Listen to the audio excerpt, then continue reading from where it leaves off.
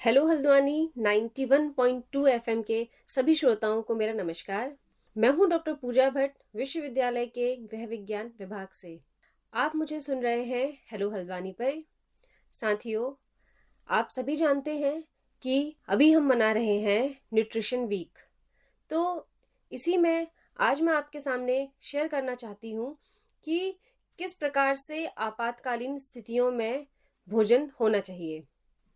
तो सबसे पहले हम बात करेंगे कि आपातकाल क्या होता है। आपातकाल, जैसे कि नाम से ही स्पष्ट है, ये एक आकस्मिक और अप्रत्याशित घटना होती है और जिसके जो हार्मफुल इफेक्ट्स होते हैं उनको तुरंत रोकना या कम करना अति आवश्यक है। क्योंकि जो ये आपातकाल की स्थिति होती है, ये तत्काल उपायों की डिमांड करती है। क्योंकि अगर इसके लिए तुरंत उपाय नहीं किए गए तो जो समस्या है वो अधिक से अधिक गंभीर हो सकती है। क्योंकि आपातकाल चाहे युद्ध हो, बाढ़ हो, सूखा हो, कोई भी स्थिति हो सकती है आपातकाल की। ये एक ऐसा टाइम होता है कि एक बहुत बड़ी जनसंख्या को बहुत लंबे समय तक पर्याप्त पौष्टिक भोजन नहीं मिल पाता है। इवन पौष्टिक भोजन तो छोड़िए, उन्हें भोजन ही नहीं मिल पाता है। तो आप ऐसे में आप समझ सकते हैं कि जब एक लार्ज अमाउंट ऑफ जो पॉपुलेशन है हमारी, वो भोजन ही नहीं ले रही है, तो उसका परिणाम क्या हो सकता है। ये ऑब्वियस है कि उसके परिणाम कुपोषण ही होंगे। तो इसीलिए मैं आज आपके सामने लेके आ रही हूँ कि आपातकालीन स्थिति में किस प्रकार से भोजन व्यवस्था होनी चाहिए। क्योंकि जब आपातकाल होता है तो स्पष्ट रूप से कुपोषण दिखाई देता है। तो ऐसे में विशेष रूप से जनसंख्या के जो संवेदनशील समूह होते हैं उसमें मृत्यु दर काफी बढ़ जाता है और स्वास्थ्य पर कुपोषण के नतीजे तत्काल दिखने लगते हैं।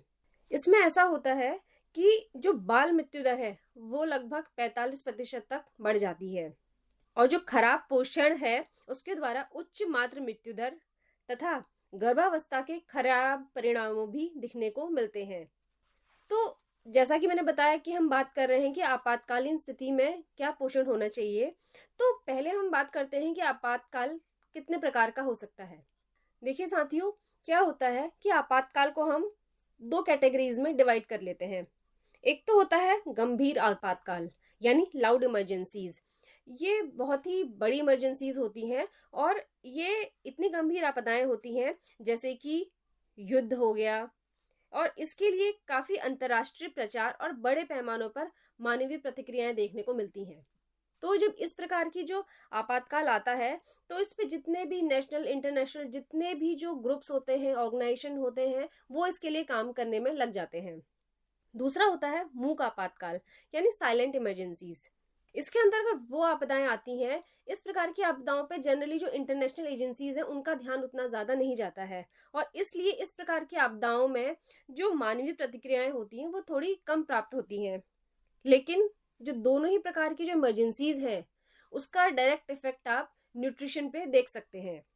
आप आपातकाल को उसकी लंबाई के हिसाब से, जैसे छोटी अवधि का है आपातकाल या दीर्घकालीन अवधि का है, या फिर आप उसको इस प्रकार से कैटेगराइज कर सकते हैं कि उसके कारण क्या है। प्राकृतिक है कारण, या कोई संघर्ष संबंधी कारण है, या आर्थिक या राजनीतिक कारण भी हो सकते हैं आपातकाल के लिए। अगला जो हम उसको समझ सकते हैं आपातकाल को, उसके प्रभाव के हिसाब से भी हम उसको समझ सकते हैं कि आपातकाल किसी भी देश की जनसंख्या पर किस प्रकार से प्रभाव डाल रहा है। जैसे कि देश के बुनियादी ढांचे पर क्या प्रभाव पड़ रहा है, कृषि पे क्या प्रभाव पड़ रहा है, स्वास्थ्य और सामाजिक प्रणालियों पे क्या प्रभाव पड़ रहा है किस प्रकार की आपातकालीन स्थिति का।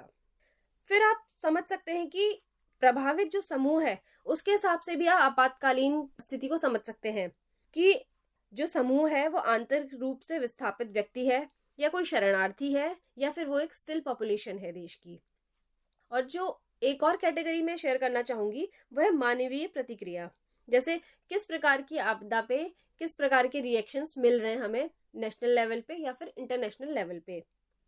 और साथियों, कुछ आपदाएं ऐसी होती हैं जो एकदम से आ जाती हैं और तेजी से शुरू होती हैं, जैसे कि बाढ़, भूकंप, चक्रवात। ये ऐसी आपदाएं हैं कि आकस्मिक रूप से स्टार्ट होती हैं और बहुत तेजी से आगे बढ़ती रहती हैं। और कुछ आपदाएं ऐसी होती हैं कि जो धीरे धीरे स्टार्ट होती हैं। तो ऐसे आपदाओं के एग्जाम्पल है जैसे सूखा पड़ना या फसल का नष्ट हो जाना। तो ये जो आपदाएं हैं ये हमारी मूक आपदाओं की कैटेगरी में भी आ सकती हैं। अब हम बात करेंगे कि आपदाओं में पोषण स्थिति क्या होती है, कि जब कोई भी आपदा आती है तो व्यक्ति के लिए किस प्रकार से आपातकालीन स्थिति उत्पन्न होती है। देखिए, जब भी कोई भी आपातकाल की स्थिति आएगी उसमें किसी भी जनसंख्या के लिए तनाव और अस्थिरता एक सामान्य सी चीज है। इसका मतलब ये है कि आपातकालीन स्थिति सभी के लिए एक तनाव की स्थिति लाती है और अस्थिरता तो होती ही होती है, चाहे वो जो आपातकालीन हो वो प्राकृतिक हो या फिर वो मानव निर्मित हो।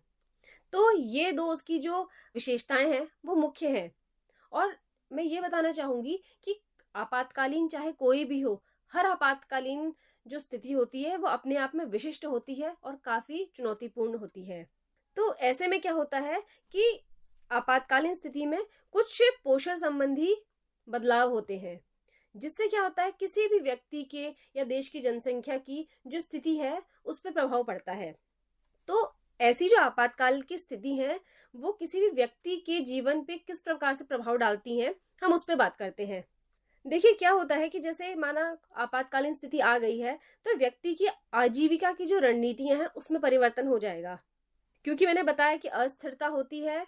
तो ऐसे में व्यक्ति अपनी जो आजीविका उपार्जन जिससे वो करता है उसका मोड चेंज कर लेता है। तो हो सकता है उसे कोई कम कुशल कार्य में अपने आप को एंगेज करना पड़े, हो सकता है जो उसके पास एसेट्स हों वो उसे उन्हें बेचना पड़े, क्योंकि उसे अपनी जो नीड्स हैं उसे फुलफिल करना है। तो इसमें क्या होता है कि आजीविका की जो रणनीतियां होती हैं उसमें व्यक्ति परिवर्तन करता है। और जब भी आपातकाल की स्थिति आती है तो निर्धनता में बहुत ज्यादा व्यापकता आ जाती है और निर्धनता में तीव्रता से विस्तार होता है, क्योंकि आय में गिरावट हो जाती है और जो घर की जो इनकम है चाहे वो लघुकालिक हो या दीर्घकालिक हो उसमें संपत्ति नहीं आ पाती है। तो इसलिए निर्धनता में इंक्रीमेंट होता है आपातकालीन स्थिति में।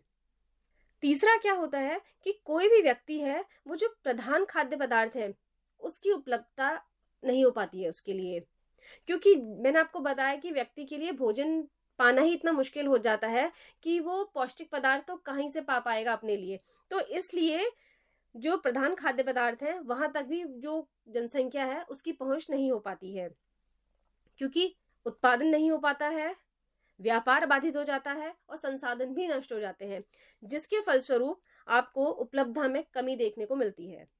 अगला जो चेंज है वो ये आता है कि जो घरेलू और सामुदायिक संरचनाएं होती हैं और जो कार्य होते हैं उनमें काफी परिवर्तन आ जाता है, क्योंकि आपातकालीन जो स्थिति होती है उसमें आपको मृत्यु, विकलांगता, प्रवास ये सब देखने को मिलेगा। तो ऐसे में क्या होता है कि जो लोग हैं अपने घरों से अपने समुदायों से विस्थापित होते हैं और जो लोग बच जाते हैं उन्हें समाज में नई भूमिकाएं लेनी पड़ती हैं और उसका जो नुकसान हुआ है उसके लिए उसको काम करना होगा, यानी उसको क्षतिपूर्ति करनी पड़ती है। तो ऐसे में क्या होता है कि समुदायों में आपस में तनाव बढ़ता है और जो समुदाय के सामान्य कार्य हैं वो भी इससे काफी हद तक बाधित होते हैं।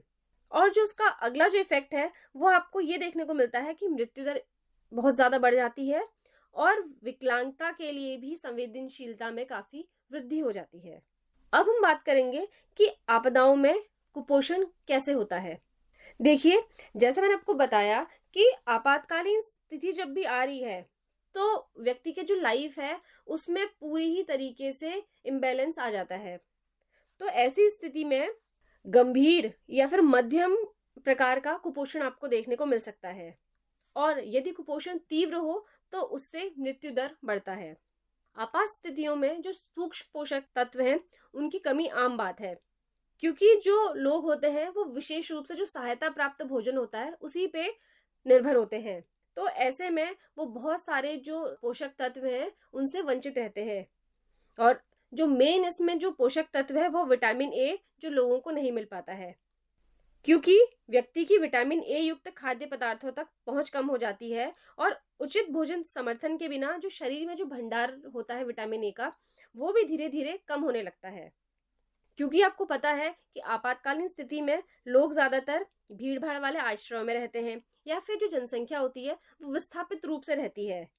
तो जो संक्रामक रोग हैं उनमें भी वृद्धि होती है, और जो खास रोग जो इस स्थिति में फैलते हैं वो है अतिसार, खसरा, निमोनिया। तो इस प्रकार की जो बीमारियां हैं उनका संचरण काफी तेज हो जाता है, और ऐसे में क्या होता है कि बाल मृत्यु दर काफी बढ़ जाती है।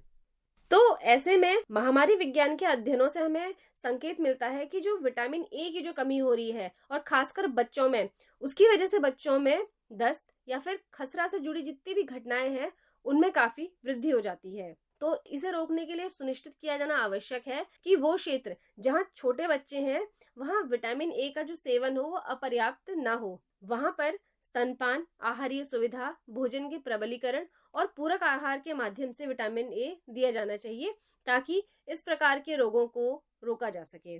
और सूक्ष्म पोषक तत्वों की कमी, जैसा मैंने आपको बताया कि जनसंख्या में आ जाती है, तो ये इसलिए आ रही है क्योंकि व्यक्तियों का भोजन ही कम हो गया है। जब भोजन ही कम हो गया है तो ये साफ है कि वो किस प्रकार से सूक्ष्म पोषक तत्व उनकी शरीर को नहीं मिल पाएंगे, और उनका जो शरीर है वो पोषक तत्वों को अवशोषित करने में भी असमर्थ हो जाएगा। इसलिए ये एक काफी गंभीर समस्या है कि व्यक्तियों में सूक्ष्म पोषक तत्वों का कमी हो जाना। इसके अंतर्गत आते हैं आवश्यक विटामिन, खनिज लवण जैसे विटामिन ए, आयोडीन, लौह तत्व और जिंक। इन सब की जो कमी है वो मुख्य रूप से देखी गई है। सूक्ष्म पोषक तत्वों की कमी से अतिसार, खसरा, मलेरिया, निमोनिया से संबंधित संक्रमण और मृत्यु दर सामान्य जोखिमों में वृद्धि होती है। जब भी आपातकालीन की स्थिति होती है, जो सामान्य जो जनसंख्या है जो उसको फेस कर रही है, उसको सामाजिक विनाश और भौतिक हिंसा का भी सामना करना पड़ता है। इससे क्या होता है कि व्यक्ति के जो मेंटल हेल्थ है उस पर भी बहुत ज्यादा असर पड़ता है, और उसकी जो पारिवारिक संरचना है उस पर भी प्रभाव पड़ता है। परिवारों में हिंसा देखने को मिलती है, और मृत्यु, पारिवारिक अलगाव, बलात्कार, संपत्ति और आश्रय का नुकसान, ये इसमें मुख्य रूप से देखने को मिलता है। इसलिए जो ये सब चीजें हैं किसी व्यक्ति के व्यवहार और भावनाओं में परिवर्तन करता है, जिससे उसकी जो आहारी आदतें हैं उन पे भी प्रभाव देखने को मिलता है। अब हम बात करेंगे कि आपदा की स्थिति में पोषण हस्तक्षेप क्या होना चाहिए, यानी न्यूट्रिशन इंटरवेंशन क्या होना चाहिए। देखिए, जब भी कहीं पे भी आपातकालीन स्थिति उत्पन्न हो रही है तो पहले तो उसके लिए इंफॉर्मेशन कलेक्ट करना सबसे ज्यादा जरूरी है। उसके लिए प्राथमिक और माध्यमिक जो स्रोत हैं उनसे पहले जानकारी इकट्ठा करनी चाहिए। स्वास्थ्य केंद्र से रिकॉर्ड प्राप्त किए जाने चाहिए, और खाद्य सुरक्षा रिपोर्ट और जो सामुदायिक कल्याण समूह है उनके द्वारा जो इन्फॉर्मेशन है वो एकत्रित की जानी चाहिए, क्योंकि जो इनके द्वारा जो आपको इन्फॉर्मेशन मिलेगी वो मात्रात्मक और गुणात्मक दोनों होगी। पोषण संबंधी हस्तक्षेप मुख्य रूप से ये आहारीय कार्यक्रम होते हैं, और ये आपातकालीन स्थिति में जो भी प्रभावित जनसंख्या है उसकी जो पोषण संबंधी आवश्यकताओं की पूर्ति हेतु सभी प्रमुख संगठनों और जो भी कम्युनिटी है उनके बीच में एक समन्वय स्थापित करने में हेल्प करते हैं। तो हमें हमेशा ध्यान रखना है कि आपदा के दौरान तत्कालिक उपाय के रूप में किसी भी जनसंख्या समूह जो कि उच्च पोषण जोखिम में हो उसे प्रति सप्ताह प्रति व्यक्ति 3 से 4 किलोग्राम भोजन प्रदान किया जाना चाहिए। यह इसलिए इम्पोर्टेंट है कि भले ही उस व्यक्ति को संतुलित आहार नहीं मिलेगा, लेकिन उसे पर्याप्त मात्रा में उतना भोजन जरूर मिलेगा कि उसकी जो ऊर्जा है वो उसमें रहे। और जितना भी संभव हो जो आपका भोजन है वो सरल होना चाहिए, जैसे उसमें एक मूल भोजन, चावल, मक्का या गेहूं का आटा, एक ऊर्जा केंद्रित स्रोत जैसे तेल या वसा का, एक प्रोटीन केंद्रित स्रोत जैसे सूखे या डिब्बाबंद मछली या डिब्बाबंद मांस, ये शामिल होना अति आवश्यक है। और मूल राशन के अलावा जो आपके वल्नरेबल ग्रुप्स हैं और जो छोटे बच्चे हैं, जैसे 5 वर्ष से छोटे बच्चे, गर्भवती स्त्रियां या फिर स्तनपान कराने वाली महिलाएं जो हैं, उन्हें पूरक आहार भी दिया जाना चाहिए। और कुछ मामलों में जनसंख्या की जरूरतों को पूरा करने के लिए जो अतिरिक्त सेवाएं हैं उनको भी लागू किया जाना चाहिए, जैसे सामुदायिक उपचारात्मक आहारीय कार्यक्रम भी होने चाहिए, क्योंकि जो ऐसे ग्रुप हैं जिन्हें उपचारात्मक और आहारीय पोषण चाहिए उनको भी ध्यान में दिया जाना चाहिए। और क्योंकि ऐसे में एक बड़ी जनसंख्या हमारे पास ऐसी होती है जिन्हें इस प्रकार के जीवन रक्षक उपचार की आवश्यकता होती है। जो आपातकालीन स्थिति होती है वो जनसंख्या का विघटन और विस्थापन, उससे क्या होता है कि शिशु और छोटे बच्चों के स्वास्थ्य और पोषण पर बहुत गहरा प्रभाव पड़ता है। तो उन लोगों पे ध्यान दिया जाना अति आवश्यक है, क्योंकि आपातकालीन स्थिति से कुपोषण बच्चे के जीवन के लिए बहुत बड़ा खतरा पैदा हो सकता है। यह उनके संज्ञानात्मक, सामाजिक, शारीरिक और भावनात्मक तथा क्रियात्मक कौशल पर भी प्रभाव डालता है। और इन सब के अलावा किसी भी आपातकालीन स्थिति में पोषण के अतिरिक्त अन्य आवश्यक बातें जैसे निजी सुरक्षा, गोपनीयता, आश्रय आदि पर भी ध्यान दिया जाना चाहिए। अब हम बात करेंगे कि खाद्य सहायता के प्रकार क्या होते हैं और क्या उसका उद्देश्य होना चाहिए। देखिए, सबसे पहले आता है सामान्य वितरण। इसमें क्या होता है कि जो भी आपकी प्रभावित आबादी है उसको आप मुफ्त में चीजें बांटते हैं, और ये मेनली वहां अप्लाई किया जाता है जहां पर जो कुपोषण की दर है वो असामान्य है और या फिर बहुत ज्यादा है। तो ऐसे में जो खाद्य राशन पोषण की जरूरतों को पूरा करने वाला होना चाहिए। इसके जो उद्देश्य है वो है भोजन के सामान्य स्रोतों से वंचित आबादी की तत्काल खाद्य जरूरतों को पूरा करना, अकाल की रोकथाम या जीविका संरक्षण करना, या फिर जो इसका एक और उद्देश्य है वो है लोगों को आजीविका की प्राप्ति में मदद करना। अगला आता है पूरक पोषण। इसमें जो भी हमारे वल्नरेबल ग्रुप हैं, 5 वर्ष से कम आयु के बच्चे, कुपोषित लोग, गर्भवती महिलाएं या फिर स्तनपान कराने वाली महिलाएं, उन लोगों को पूरक आहार इसमें दिया जाता है। इस कैटेगरी में जो शारीरिक रूप से विकलांग लोग हैं वो भी आते हैं, वृद्धजन, नाबालिग लड़कियां आ सकती हैं इसमें। तो इस प्रकार की जो सहायता है उसमें जो हाईली वल्नरेबल ग्रुप है उन पे ऊपर ध्यान दिया जाता है। तो इसके द्वारा कुपोषण की रोकथाम संभव है और उच्च आवश्यकता वाले लोगों में कुपोषण की रोकथाम इसके द्वारा की जा सकती है, तथा जो अधिक जोखिम वाली जो स्थितियां हैं उसमें जीवन बचाने के लिए मध्यम कुपोषित व्यक्तियों के लिए पोषण का समर्थन करती है। तीसरा आता है उपचारात्मक पोषण कार्यक्रम। इसमें जो गंभीर रूप से कुपोषित बच्चे हैं उनकी जो संपूर्ण पोषण आवश्यकताएं हैं उनको पूरा करने पे जोर दिया जाता है, और जो उसका उद्देश्य है वो है उनके जीवन को बचाना और उनको पोषण संबंधी सहायता पूर्ण रूप से प्रदान करना। अब हम बात करेंगे कि आपातकालीन स्थिति में भोजन और सहायता का क्या महत्व है। देखिए, आपातकालीन स्थिति में जो प्रभावित संवेदनशील समूहों के पोषण की स्थिति का रक्षा करना अत्यंत आवश्यक है, क्योंकि तीव्र कुपोषण से पीड़ित व्यक्तियों के बीमार पड़ने और मरने की संभावना अत्यधिक होती है, और साथ ही जो लोग बीमार हैं उनके कुपोषित होने की संभावना भी बहुत ज्यादा रहती है। ऐसे में भोजन सहायता का उद्देश्य आपदा से प्रभावित लोगों को भोजन की पर्याप्त उपलब्धता और पहुंच सुनिश्चित कराना है और उन्हें जीवित रहने हेतु पर्याप्त खाद्य संसाधन प्रदान करना है। इसके अलावा जो आपातकालीन भोजन होता है वो आजीविका सुरक्षा और लोगों को घर के संसाधनों को दोबारा जोड़ने के लिए अल्पकालिक आय हस्तांतरण एवं प्रतिस्थापन भी प्रदान करता है।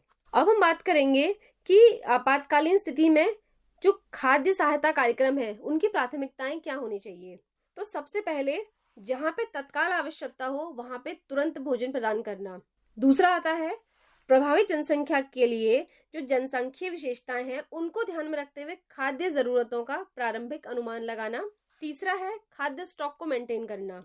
उसके बाद उस खाद्य स्टॉक के परिवहन, भंडारण और वितरण की भी ठीक प्रकार से पहचान करना अत्यंत आवश्यक है। और जो खाद्य सहायता कार्यक्रम है उनके लिए ये मस्ट है कि वो इस पे ध्यान दें कि कौन सी चीजें स्थानीय रूप से उपलब्ध हैं। तो जो खाद्य पदार्थ जो स्थानीय रूप से उपलब्ध हैं, पहले उनकी उपयुक्तता को सुनिश्चित करना और उनके वितरण को लोगों तक पहुंचाना। और अंत में आता है भोजन और पोषण की स्थिति की बारीकी से निगरानी करना, ताकि बदलती हुई परिस्थितियों को ध्यान में रखते हुए वो लोग भोजन की आपूर्ति कर सकें और राशन को संशोधित कर सकें। अंत में मैं ये कहना चाहूंगी कि जो प्राकृतिक आपदाएं हों, चाहे वो मानव निर्मित हों, उससे मानव जीवन और सार्वजनिक स्वास्थ्य को खतरा उत्पन्न होता है। और आपदा और आपातकालीन स्थितियां पोषण, स्वास्थ्य और खाद्य सुरक्षा की प्रमुख चुनौतियां हैं।